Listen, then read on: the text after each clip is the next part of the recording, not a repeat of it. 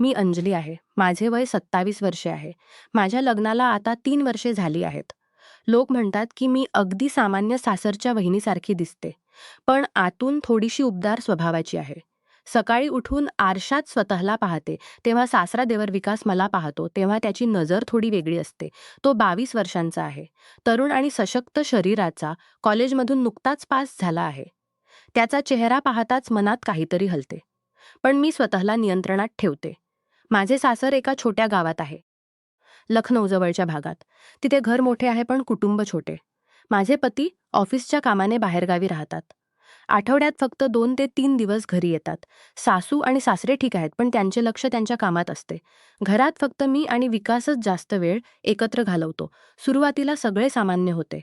विकास मला भाभी म्हणायचा आणि मी त्याला देवर. पण हळूहळू आमच्या बोलण्यात बदल होऊ लागला. एक दिवस सकाळचा प्रसंग. मी स्वयंपाकघरात चपात्या करत होते. हातांना पीठ लागले होते. कपड्यांवर काही पडले नव्हते, पण माझा पल्ला थोडासा सरकला होता.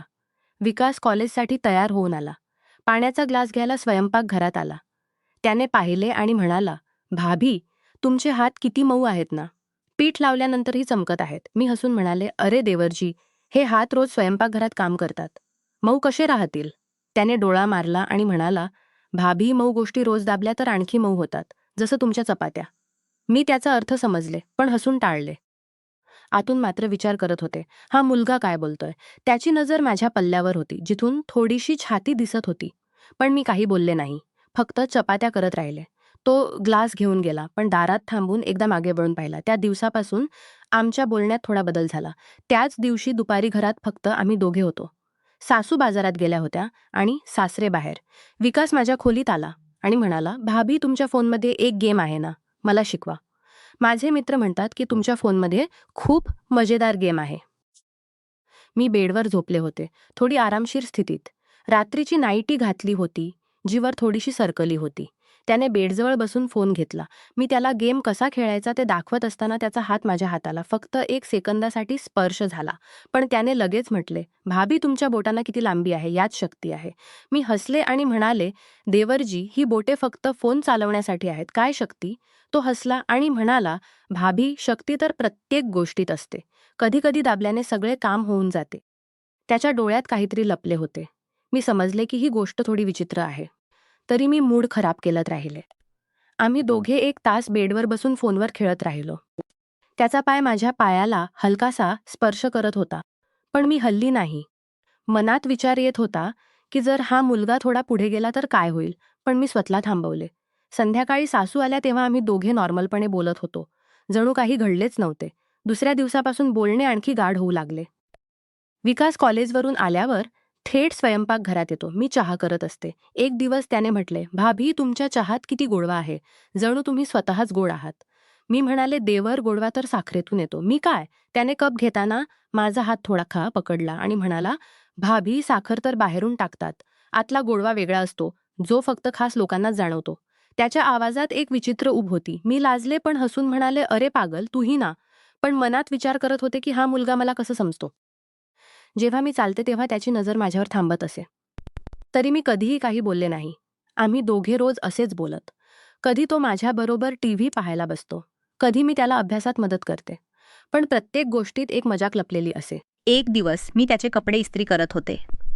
इस्त्री घेऊन शर्टावर फिरवत असताना त्याने म्हटले, "भाभी, तुम्ही इस्त्री किती चांगली चालवता. जणू तुम्हाला प्रत्येक गोष्ट गरम करण्याची कला माहीत आहे." मी म्हणाले, होय देवरजी, गरम करणे शिकावे लागते. त्याने डोळा मारला आणि म्हणाला, "भाभी, कधी-कधी गरम गोष्ट थंड करण्यासाठीही हात लावावा लागतो." ही गोष्ट ऐकून माझे हृदय जोरात धडधडले. मनात विचार आला की हे पुढे जाईल का? आम्ही दोघे एकट्या वेळी काहीतरी करणार का? मी स्वतःला समजावले की हे फक्त बोलणे आहे. हळूहळू दिवस गेला. 1 आठवड्यानंतर घरात एक छोटी समस्या आली. विकासाला कॉलेजसाठी प्रकल्प करायचा होता. त्यात काही ड्रॉइंग्स काढायच्या होत्या. तो रात्री उशिरापर्यंत जागा राहायचा. एक रात्री 1 वाजेपर्यंत आम्ही दोघे टेबलावर बसलो होतो. तो ड्रॉइंग करत होता आणि मी त्याच्याजवळ बसून पाहत होते. जेव्हा तो ताणून घ्यायचा तेव्हा त्याचा हात माझ्या खांद्यावर पडला. त्याने म्हटले, "भाभी, तुम्ही इतका वेळ माझ्याबरोबर बसता. थकत नाही का? तुमचे शरीर तर सशक्त दिसते." मी म्हणाले, देवरजी, शरीर सशक्त तेव्हा होते जेव्हा रोज व्यायाम केला जाते, जसं तू व्यायामशाळेत करतोस. तो हसला आणि म्हणाला, भाभी, व्यायाम तर बाहेर होते. आतला व्यायाम वेगळा असतो जो फक्त 2 लोक करू शकतात. त्याचे डोळे माझ्याकडे पाहत थोडे गाढ झाले. मी समजले की तो काय सूचित करतोय. तरी मी फक्त हसले आणि म्हणाले, चला प्रकल्प पूर्ण करू. सकाळी सासू उठतील. तो हसला. पण त्या रात्री आम्ही दोघे टेबलावरच बसून बोलत राहिलो. त्याचा पाय माझ्या पायाला स्पर्श करत होता. पण मी हलवला नाही. मनात विचार येत होता की जर तो आता पुढे गेला तर काय होईल? पण काहीही झाले नाही. फक्त बोलणे असेच महिने गेले. बोलणे वाढत गेले.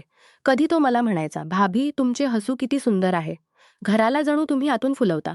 कधी मी त्याला म्हणायचे, देवरजी, तू इतका हुशार आहेस. कोणीतरी मुलगी तुला पकडेल. पण त्याच्या उत्तरात नेहमी काहीतरी असे, भाभी, पकडणारी तर आधीपासूनच घरात आहे. हे ऐकून माझे हृदय धडकायचे, पण मी स्वतःला आवरून घ्यायचे. आम्ही दोघे एकट्या वेळी बसायचो, बोलायचो, कधी हाताला हात लागायचा, कधी नजर मिळायची, पण काही पुढे जात नसे. लोक कदाचित विचार करतील की आता काहीतरी होईल, आत्ता नाही तर नंतर नक्की. मी फक्त सांगत जाते. एक दिवस अमित बाहेरून आले. त्यांना दिसले की विकास आणि मी खूप जवळीक झाली आहे. त्यांनी मला विचारले, अंजली, देवरबरोबर इतके बोलणे? मी थोडी घाबरले. पण विकास स्वतः आला आणि म्हणाला, भैया, भाभी फक्त माझ्या बहिणीसारख्या आहेत. त्यांनी मला प्रकल्प पूर्ण करण्यात मदत केली. बस. अमित हसले. पण आतून त्यांना शंका होती. त्या रात्री अमितने माझ्याकडून वेळ मागितला, पण माझा मन नव्हता. मी विकासाबद्दल विचार करत होते. पण काही झाले नाही. हळूहळू कथा पुढे सरकली. विकासाचे कॉलेज संपणार होते. त्याने एक दिवस मला सांगितले, भाभी, मी नोकरीसाठी बाहेर जातोय, पण तुला आठवण येईल. मी म्हणाले, देवरजी, आठवण येणे तर मनापासून होते. त्याने माझा हात पकडला आणि म्हणाला, भाभी, मनापासून तर खूप काही होते, जे फक्त आम्ही दोघे जाणतो. हे ऐकून मी विचार करत होते की कदाचित आता काही होईल, पण नाही. तो फक्त हात पकडून राहिला आणि मग सोडून दिला. आम्ही दोघे रात्र बसून बोलत राहिलो. त्याच्या भविष्याबद्दल आणि माझ्या आयुष्याबद्दल. आता कथेचा खरा मोड इथून सुरू होतो. विकास नोकरीसाठी दिल्लीला गेला. 6 महिन्यांनी तो परत आला, पण तो बदलला होता. एक दिवस घरात सगळे बसले असताना विकासने सगळ्यांना सांगितले की त्याने एका मुलीशी लग्नाची प्लॅनिंग केली आहे.